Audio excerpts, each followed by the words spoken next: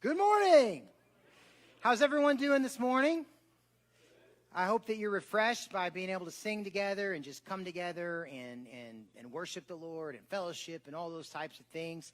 We've only got this week and next week in our Vanity series. And so Pastor Brian and I have kind of brainstorming a little bit about what are the most important things that we want you to take home from the book of Ecclesiastes, because there are so many amazing things that we want you to be able to learn. And I would just encourage you to do some independent study in the book of Ecclesiastes. But this week, I've kind of titled this message, Eternal Perspective from a Temporary Vessel. What that means is Solomon is giving us some big picture ideas that go way beyond our lifespan, even though we can't see that far ahead. So I'm going to give you 3 key points that you need to take with you and 3 key action steps that you need to apply to your life. But before we get into that, I thought that I'd start with one of my favorite commercials out there. Anybody know who Pete Nokia is? You have potential, and you have potential, and you remember that? Like, Pete. Anyways, so there's a particular commercial where he gets on some dating app and he puts a picture out of himself, and this girl's like, "Ooh, this guy's real good looking." And then he shows up, and this is Pete Nokia. This is what he looks like. And he's like, "Well, I just had some work done." And his nose just continues to grow and to grow and to grow. Why do I bring up Pete Nokia? Well, Pete Nokia put a better version of himself on social media than he actually was. And that's a challenge that you and I face in our life. See, our first point is this. We can work our best at polishing a godly image, but in the end, our relationship with God is what matters most. It's easy to put out a good image, but God cares more about our heart and our relationship with Him. So we're going to start in Ecclesiastes chapter 5 and read the first 3 verses, and then we're going to jump to chapter 8, and then we're going to jump to chapter 9. But let's go ahead and start right here in Ecclesiastes 5, starting in verse 1. King Solomon writes, "Guard your steps when you go to the house of God. To draw near to listen is better than to offer the sacrifice of fools, for they do not know that they are doing evil. Be not rash with your mouth, nor let your heart be hasty to utter a word before God. For God is in heaven, and you are on earth. Therefore, let your words be few." Let's pray together. Lord, for many of us, it's been a busy morning. For others of us, our minds are busy. We're thinking about a lot of things. We're thinking about projects that are due. We're thinking about work tomorrow. We're thinking about a relationship that we have. We're thinking about lunch today. We're thinking about all different types of things. When you call us, Lord, to guard our steps when we walk into the house of God. Lord, I pray for these next few moments that you would help us to have a focus that's undivided, that it's not upon me, it's not upon our church, not upon our ideas, but upon you. Lord, help us to see you. Help us to hear you. Help us to understand what you're calling us to. We ask and pray this in your name. Amen. We can work our best at polishing a godly image, but in the end, our relationship with God is what matters most. We live in a period of time where it's like nothing is sacred anymore. Traditions are no longer really valued. And we walk in a day of the church where there is a weight of holiness. You see, God is holy. And God is perfect, and because of the love and the grace of Jesus Christ, we can be holy, and we can be perfect. But sometimes in the process of loving being in the grace of God, we don't take worship as seriously as we should. We don't take our time with God as seriously as we should. Now, some of you are Catholics, or maybe you're former Catholics, or you don't know, where you're at. Or maybe you're from a different denomination that maybe their services were more traditional. And as I talk with some of you that are Catholic, you will share, this feels kind of sacrilegious. Like you sing Footloose and you high-five each other. And I've got one brother that grew up in the Catholic faith. He's like, I got to sit toward the front because I can't. It distracts me. It seems so irreverent that people are waving their hands and jumping around and praising. Because when you get raised up in a more traditional environment, it's sacred. And you know what?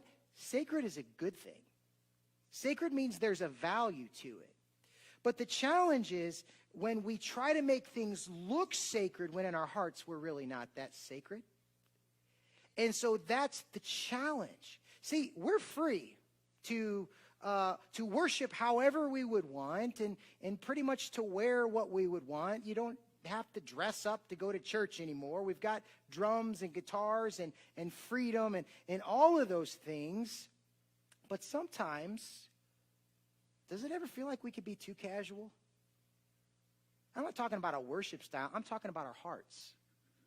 Can we be a little too casual? Oh, Jesus forgave me and his blood bought me, so I can just do or say or look or act however I want. That's one of the things that speaking with Catholics, y'all just think you could just pray a prayer. And then Jesus comes into your heart and then you just do this with your hands? Like what? You know? There's a sense of reality to that because many people are saying, hold on a second. It's not some magical prayer. You don't just walk around all happy and casual all the time. There's something very serious about worship. Now, what am I trying to tell you today? That you should have wore a tux to church today? I'm not trying to tell you that. But what I am trying to tell you is you better not mail it in while you're here. You better take it seriously. Regardless of what you're wearing, what songs we're singing, are you guarding your steps as you are going to worship God? Are you doing that on the outside and the inside? Or are you just doing it on the outside? Action step number 1 is don't airbrush your spiritual walk. Keep it real. Snapchat, Facebook, Instagram, all those dating apps, we can make ourselves look better than we actually are. And Jesus said there's a very real danger in making yourself look like something that you aren't on the inside. Do you notice a pattern with Jesus? Whenever he would give an example of what not to do, he didn't use the example of the drunk. He didn't use the example of the addict. He didn't use the example of the mentally ill. He didn't use the example of the prostitute. Who did he use an example of what not to do? The religious people. And he had some very choice words for them. He and his cousin, Johnny the Baptist, had some words. Jesus says, you guys are like whitewashed tombs. John the Baptist said, you guys are a brood of poisonous snakes. Isn't it crazy to imagine that? See, the religious people always knew what to say when people were looking at them. But when they were alone, was their relationship with God the same as the image that they put out? I have to ask yourself that question. I have to ask myself that question. Are you the same person on the inside by yourself that you put out when you are by yourself? Solomon says, guard your steps. Take it seriously. Prepare. And he says, as you draw near to God, he will draw near to you. God, you're in heaven and I'm on earth, so I will let my words be few. God is saying, when you come into his presence, shut your mouth. Stop talking. You may need to listen a little bit first. You may need to reflect a little bit first. You may need to take an honest assessment of where you are and listen with a posture of, God, you are on your throne and I am not. God, you are perfect and holy. Apart from you, Lord, I am dirty. Therefore, as I come to worship and as I come to meet you and open up the scriptures, I acknowledge that. God, you have the way and the path to life, and without you, I'm completely lost. See, God isn't impressed with our flowery prayers and our big words. He tells a story about a tax collector and a Pharisee that go to the temple, and he says the Pharisee has all the right words, but the tax collector has the right heart, and he will be forgiven. He's saying, be honest, be real. Is that the attitude of your heart today? Or is your attitude cluttered? Just a lot going on. A lot of commotion going on. Is your attitude seeking to make yourself look better than you are? Are you trying to cover things up? Is your attitude just overly busy? You've always got to have something going on. Is your attitude an attitude of self-righteousness? See, spiritually, we had better not be like Pete Nokia. Are you with me? We need to be real. Because before God, he knows when we're lying. The second character that I do not want you to be like is this next guy. Squidward Tentacles. Happy birthday, SpongeBob. His birthday was yesterday. Any of you follow SpongeBob? Squidward is this guy that always wants different than what he has. Like he envisions, he doesn't want to live in Bikini Bottom. He wants to live in this other town where there's other people like him that play the clarinet and appreciate fine art and all those amazing things. And he's just super annoyed by SpongeBob and Patrick all the time. He's control. He wants to try to control things. He wants to have everything proper. And so my second point for you is this. We can spend our lives trying to be like Squidward, overthinking, or we can deal with the actual life that God has given us. One of the things you notice about Squidward is he's never happy. And he's never happy because he doesn't appreciate the cards that he's been dealt in life. My kids and I have fallen in love with this new game called 5 Crowns. Anybody play 5 Crowns?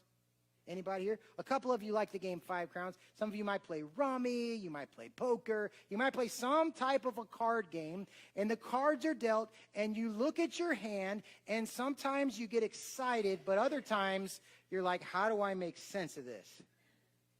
How am I going to make a play on this? And I like to play with my wife and my girls, and when I'm not going to name any names here, but when one of them gets a bad hand, they just want to ruin it for everybody. Oh, I just got the worst hand. I don't know what I'm going to do with this. This is rigged. This is a misdeal. We need to redo this whole thing. Nothing's fair. I hate games. Like you don't get the cards that you want. We can approach life that way. Or when you don't get the hand you want, you can say, all right, God, you did this. Challenge accepted. And you can play with a smile. You never know what you will be dealt next. Ecclesiastes chapter 8, verses 14 through 17 says this.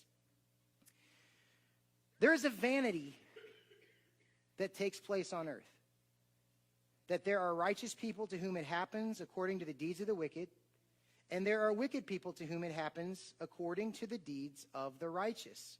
I said this is also vanity. What is he describing here? He is describing that there are some of you out there that are doing the right thing, that are doing good things, but bad stuff's happening to you. And then he says the reverse happens as well. There are giant jerks out there that are doing the wrong thing, living for themselves, and good stuff's happening to them. And he says it's just all a bunch of wind. It's just all a bunch of vanity. He says, and I commend joy. For man has nothing better under the sun but to eat and drink and be joyful. For this will go with him in his toil through the days of his life that God has given him under the sun. Do you ever wish that life was fair? Do you ever wish that? Man, I just wish that life was fair. Well, because we are human, it is inevitable that we desire that, but it isn't. This passage all but proves it. Good things happen to bad people. Bad things happen to good people. And sometimes life doesn't go well for the righteous. Sometimes life does go well for the wicked. And it's because our world is what? It is broken, sinful, and out of balance. Do you ever wish that you were someone else? Man, I wish that I were this person. Oh, they get all the breaks. Do you ever wish that you were more gifted like someone else? Do you ever wish that you looked more like someone else? Do you ever wish that you were more intelligent like someone else? Do you ever wish you were more popular like someone else? Do you ever wish you were more wealthy and successful like someone else? Do you ever wish you were more physically healthy like someone else? God, I don't ask for much, but could you just make me healthy? So-and-so over here is healthy. Because we're human, it's inevitable that we will have these thoughts. It is. But it doesn't mean that they are healthy. It says that these thoughts, when we look to each other and we compare ourselves to one another and we live with that Squidward complex, that it is a moment and a time of vanity. It is a chasing after the wind. So the deal is, life isn't fair, and there's always someone more successful, and there's always someone better than us. That's just how it is. Another question, have you ever not gotten that thing in life that you wanted so much? I mean, you just had to have it. Man, when I was young, I think I was about 6 or 7, I wanted a full-size pound puppy. I just wanted a pound puppy so bad. So I asked for it for my birthday, didn't get it. I asked for it for Christmas and didn't get it. But you know what I did get?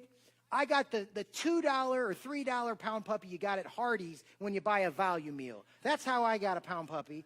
I wanted a Cabbage Patch Kid so bad. Now, I'm the baby of 7, so, money was the thing. I was the baby of 7. I wanted a real Cabbage Patch Kid, like one of those boys with the overalls and the hats. I wanted one of those so bad.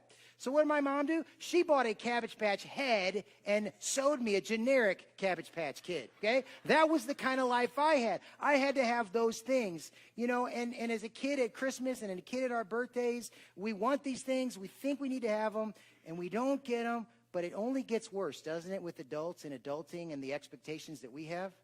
Oh, man, I want that so bad. I want that relationship so bad. I want that house so bad. I want that career so bad. I want that promotion so bad. I want this. I wish I had her hair, I wish I had his biceps. It doesn't work. Or did you ever get this? Did you ever get the thing that you least wanted out of life? So you didn't get the thing you wanted, but then you get the thing you least wanted? At Christmas time, I was in about 4th or 5th grade. I wanted some Cardinal shirts and some Batman and Ninja Turtles and all that stuff. My grandma would buy one of those like Hanes or Fruit of the Loom sweatshirts, and she would knit a cat on the front of it. And then she got me another one, and there was like an antique car on the front of it. And guess what? I had to wear that thing to school. My mom made me wear it to school. The thing that you least wanted is what you get. It only gets worse as an adult.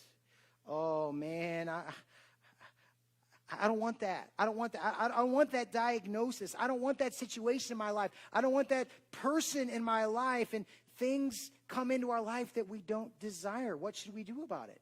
Should we spend our lives wondering and frustrated and complaining and walking sorrowfully around? No. This is what Solomon says. 3 very simple words. He says it right here in this passage in chapter 8. He says, I commend joy. I commend joy. Live your life with joy. How do you do it? Remember last week, Solomon said, don't live a busy, loud, attention-seeking life. Live a quiet life. What does that mean? He says that the right way to live is to fill one hand with career and provision and working hard, but then to fill another hand with relationships and loving one another and seeking how you can help one another. Fill your hands in that way. But what we want to do in our world and in our society is we want to fill both hands with career and success and money and working hard. And it knocks us out of balance. Sure, our bank accounts might be bigger, but our hearts are more empty and rotting on the inside. God says, I commend you to live a joyful life. This is what desiring God said as I was looking at living a joyful life. Let's read this together. We live in a crooked world that we cannot, by any level of effort, make straight.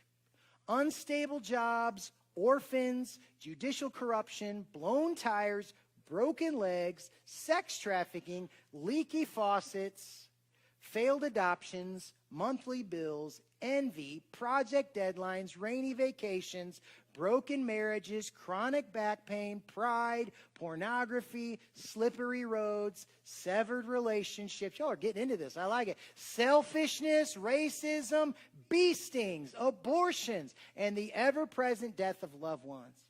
This is our world. This was the preacher's world. 3,000 years ago, that was the world, and today, this is the same world. All of these, you see how all those things were just randomly categorized? Like the severity it was just everything was just right there, you know? You went from, abortion to bee stings, and all. The deal is this. We live in a very broken world. We have a choice. Action step number 2, live a joyful life. Live a joyful life. It's a choice. Thinking and investing 500 years ahead and not 5. The thing that we want so bad that we didn't get, whether we got it or we didn't, would it matter in 500 years? The thing that we didn't want to get that we did get, will that matter in 500 years?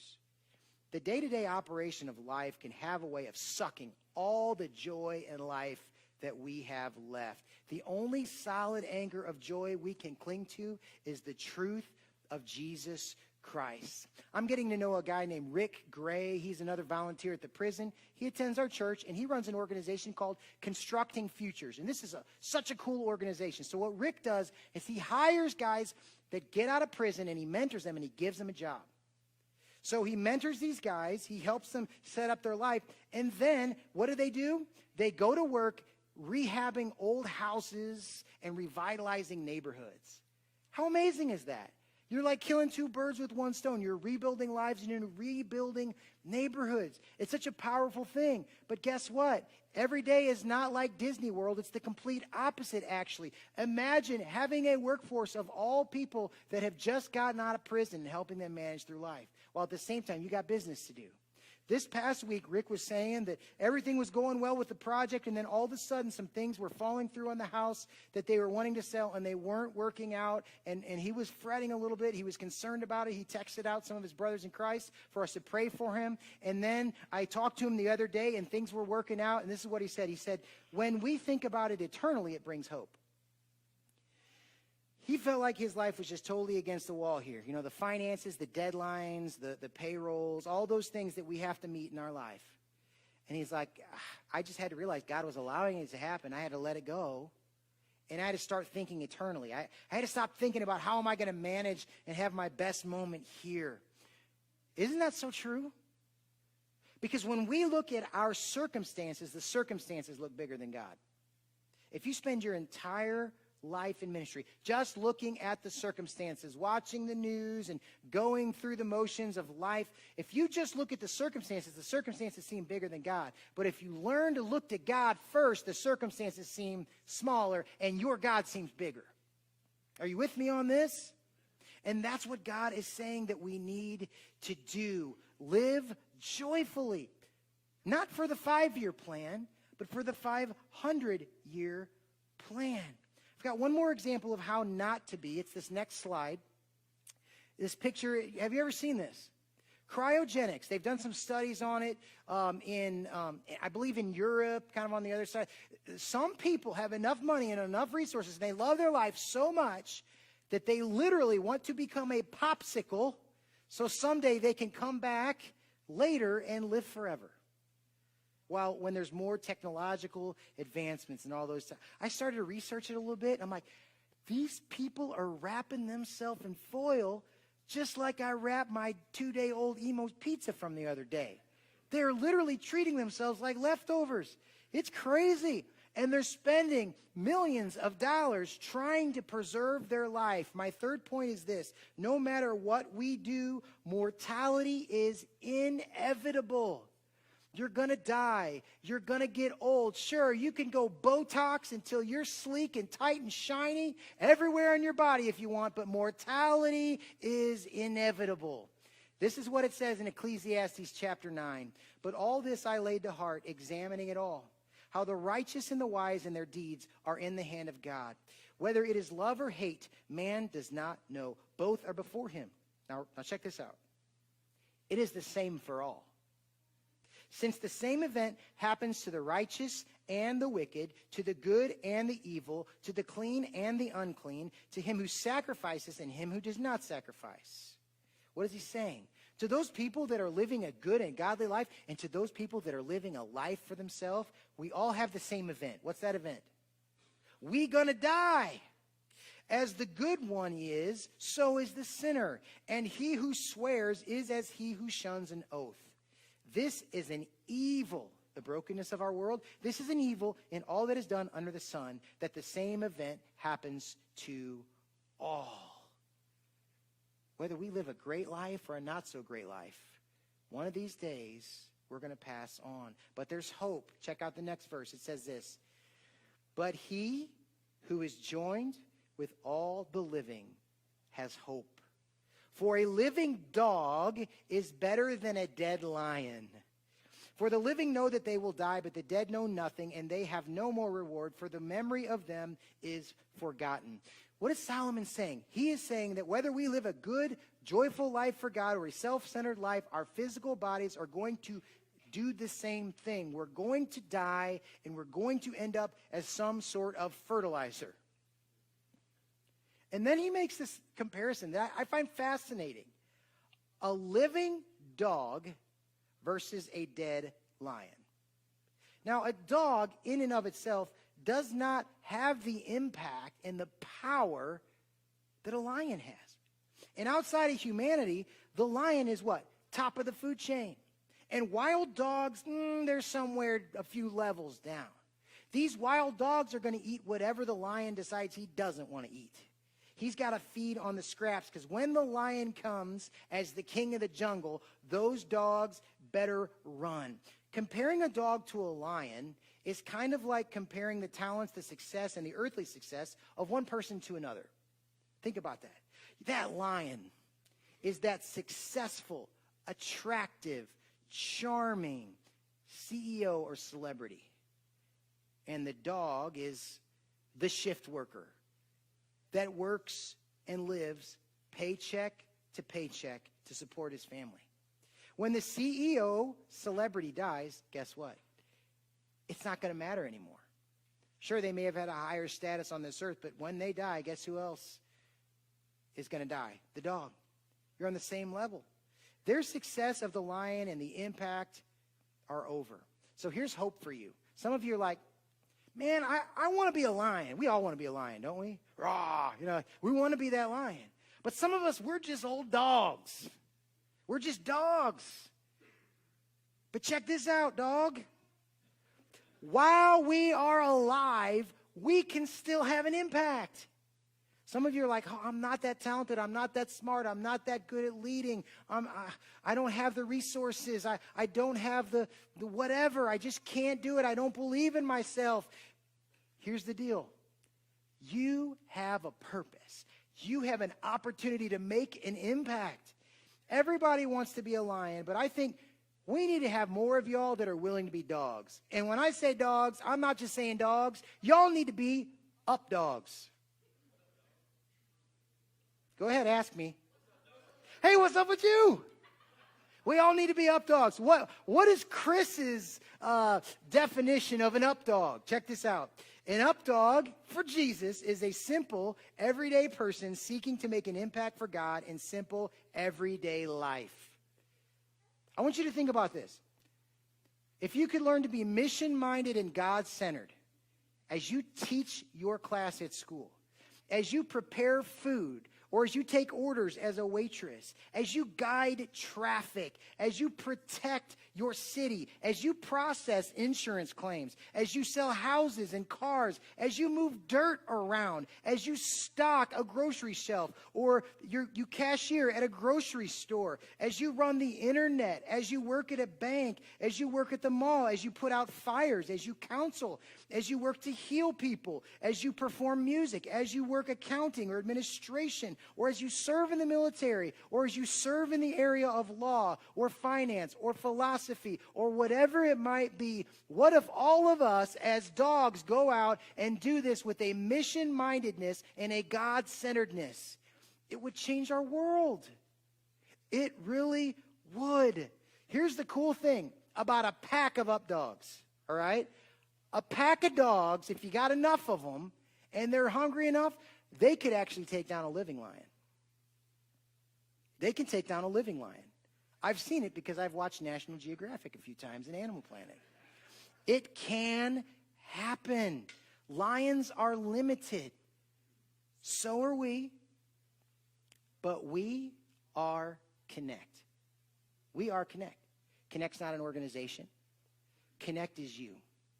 And together, we make a really powerful pack of people. What if we saw ourselves that way? Maybe you say, well, I'm kind of underwhelmed with my abilities and my skills and my status and my resources. Let's do it together. We can make such a huge impact. And we've got the inside scoop on eternity. Most people don't really know what purpose they're living for. You and I, we've got that direction. So we need to learn and live with the idea that we know that we're going to die. My third action step is this: don't procrastinate with eternity.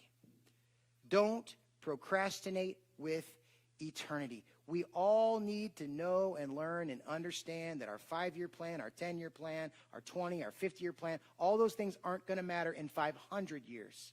And we need to stop procrastinating. I know that in the middle of life, you don't think it's ever going to end. But let me tell you, it just might. So I have a challenge for you today. If there's something that you want to do or that you feel called to do, consider doing it now. If there's something that you want to do, if there's something that you feel called to do, that God is calling you to do, a gift or a talent, you've got a dream for God's kingdom, or you've got resources that you've been sitting on that you're trying to think of how to invest them, I want to challenge you to invest them in the kingdom of God with us as a church family. Has God placed a dream on your heart? Have you been putting it off? Because the time is now. About 2 weeks before Roy Key went into surgery, we ate at Denny's all casual like we were going to see each other in a couple weeks. It turns out Roy's surgery didn't go very well, and he ended up dying on the table. By the grace of God and the prayers of all of you, Roy somehow came back to life. He literally came back to life. It's a fascinating story. The doctors and the surgeons will tell you the same thing. We're not blowing smoke here. Roy literally came back to life, and he's a greeter out in our lobby, and you see him just a normal everyday guy. When he came out of surgery, one of the first things he remembers is the surgeon going like this: Roy, you were like this. This. You were this close.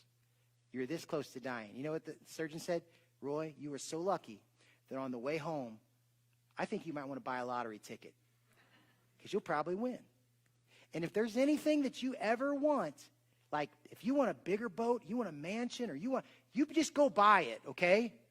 Because life is precious and you just cheated death. What about you and I? We're that close. You don't know when your last breath may come.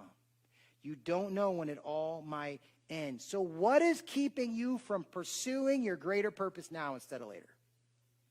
What's keeping you from it? We aren't guaranteed another day. We've only got one shot. Don't procrastinate. It's a big deal. You know what we like to do is we like to do what we did in early and late elementary school and middle school, where we get that project that's due, like at the end of the semester. And we put it off, we put it out, we go out and play, and we play video games, and we call our friends, and we hang out. And then it's like the day before, and that thing's due. Ever been there before? Kids do that. And then what happens? Mom and dad end up having to help and stay up till 1 a.m. to help with the project. You guys are with me, right? What's the adult version of that? The adult version of that is us pretending like we are not mortal, and not preparing for mortality, and not preparing ourselves for 500 years from now instead of just 5, 10, 15, and 50 years from now.